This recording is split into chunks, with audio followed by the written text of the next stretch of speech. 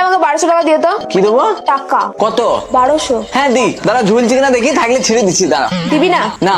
এখনই লোক চলে আসবে। কিসের লোক? ডেলিভারি দিতে আসবে। কি কিনেছো গো? একটা কুর্তি পছন্দ হয়েছিল তাই অর্ডার করে দিয়েছি। 1200 টাকা দিয়ে তুমি জামা অর্ডার দিয়েছো? হ্যাঁ গো। বেশ করেছো, যেমন অর্ডার দিচ্ছ তেমনি বুঝে লাও গা। আমি কিছু দিতে পারবো না, জানি কেনার পয়সা নাই, আর 1200 টাকা দিয়ে কুর্তি কিনে দিতে হবে। দিবি না তো? না। বেশ দেখ, পার্সেলটা আসুক, সেট করে সিল কেটে দেবো।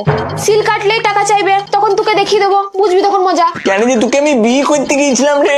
আমি করতে বলছিলাম বিয়ে? কি দেখে যে আমি তোকে বিয়ে করতে গিয়েছিলাম কে জানে। যেটা দেখে বিয়ে করেছিস সেটা লোকের সামনে বলা যাবে না।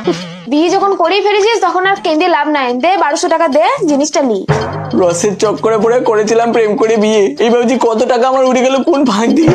হ্যাঁ, যখন তুমি করেই ফেলেছো প্রেম করে বিয়ে, সহ্য না হলেও থাকতে হবে এই মালে নিয়ে। আর যদি বেশি বাড়াবাড়ি করেছো তাহলে তুমি নিজেও বুঝতে পারবে না বাঁশ ঢুকে যাবে কোন ফাঁক দিয়ে।